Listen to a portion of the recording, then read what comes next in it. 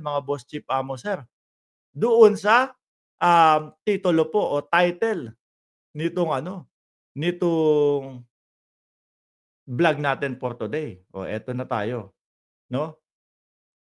Sa post ni Jason sa mga kababayan, unahin natin yung sa pangulo.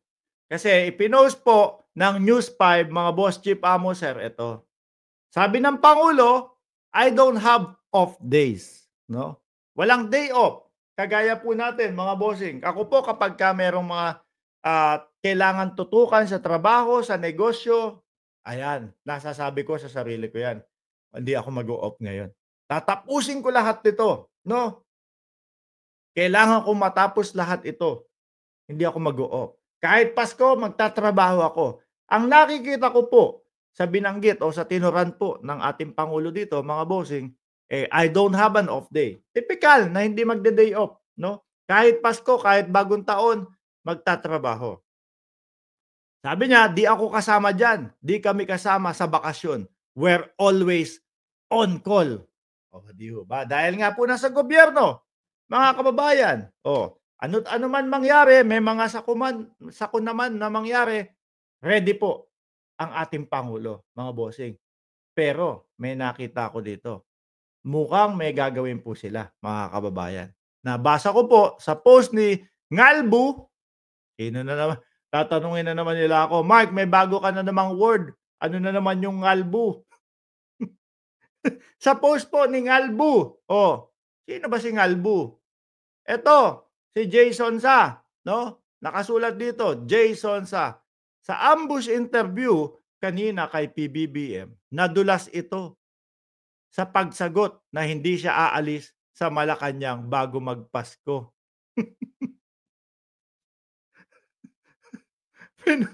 Ang nakalagay hindi magde-day off mga boss, 'no? Para po kay Joy Solsa, hindi siya aalis ng Malacanang bago magpasko, 'no? Wika ng pangulo, "Baka kasi may mangyayari anytime kaya on call kami." O yan, ha? Simpleng-simple ho mga kababayan. Kung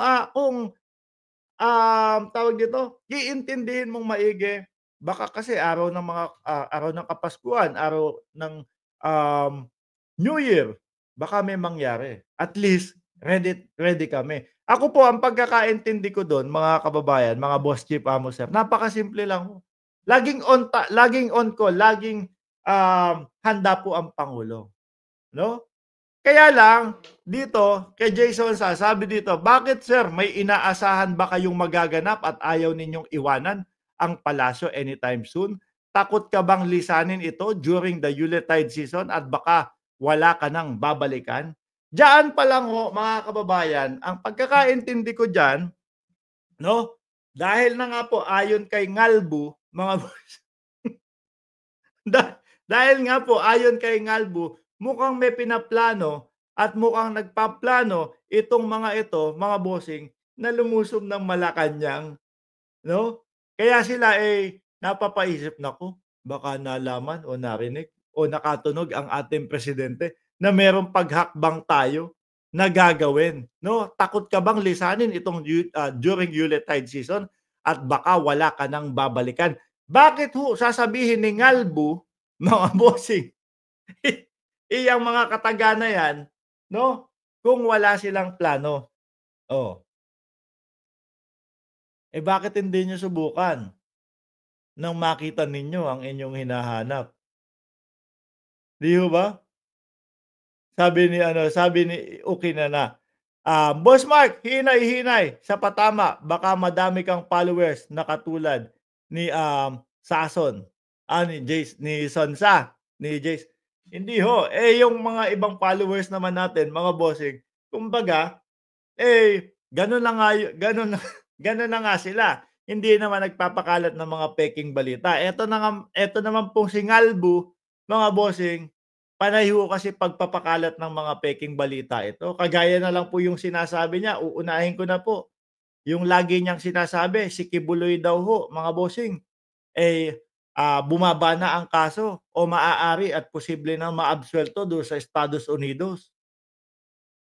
Ang katotohanan po, merong isang kasamahan si Kibuloy doon sa Estados Unidos na kumbaga makikipagtulungan po para mas madiin si Kibuloy at hindi po si Kibuloy yung bababa ang kaso. Oh. Kayo po mga kababayan, 'no? Kayo po mga kababayan, ano po ang pagkakaintindi niyo dito? Takot ka bang lisanin itong during Yuletide season at baka mawalan ka ng babalikan? So may pinaplano, 'no? Hindi niya naman masasabi 'yan, oh, kung wala silang pinaplano, mga kababayan. Sabi ni Okinana, biro lang Mark. Oh, eh, yan si Ngalbo kasi, 'no, mahilig magpakalat ng fake news 'yan, oo. May pinaplano? Subukan nila, mga boss, 'no? Lalo ngayong Kapaskuhan, eh, malamang po sa alamang kapag pumunta po sila ng 17 lang dun, wala pong kahihinatnan yung kanilang ano, pagpunta dun. Sabi ni Judy Labrador, malamang giyera na ang gusto ng mga Duterte dahil sa corner na nga sila ng mga mabigat na kasalanan nila sa bansang Pilipinas. Oh, totoo ho. Oh, sabi ni Scrimble, may plano nga. Kayo ho, mga kababayan, ano sa tingin niyo? Press 1 nga kung kayo ay ang pagkakaintindi niyo din dito sa huling kataga ng mga sinabi ni Ngalbu, eh, may plano silang lumusob sa Malacanang sa panahon nitong mga holiday season? Press 1 kung kayo ay naniniwala na may planong paglusob. Press 2 kung hindi kayo naniniwala. Kasi gano'n ang pagkakaintindi ko diyan, eh, mga bossing. 'No, hindi niyan magsasalita ng mga ganyan. Sabi ni Kalapini TV, EDSA nga nila EDSA nga di nila malagyan ng 100 na aso. Makakaya palang makapasok ng sa Malacanang pa kaya makapasok si Ngalbu? Ayan o, simpleng-simple mga kababayan. Kung bakit ko kayo pina-press 1 kasi baka, ako lang yung nakakaintindi, 'no, na merong ano, na meron silang gagawin. Ano po ulit? Bakit at paano yung paglusob? Eh, naku style nila ano, Ang NPA! Mabuhay! Hoy ang NPA! Mabuhay! Hoy ang NPA! Mabuhay! paano mga boss chief amo sir? Para po doon sa mga nagsasabi na clickbait daw po tayo dahil inilagay natin ay mabuhay NPA by Duterte, 'no? At clickbait daw po tayo dahil ang sinulat natin ay may paglusob na binabalak sa Malacanang. Eh, ayan po yung mga ebidensya ho mga kababayan. Kayo na po ang humusga mga boss, chief, amo, sir, 'no? Anyway, Merry Christmas and Happy New Year po, 'no, kay Ngalbu. Maraming salamat and God bless po sa ating lahat.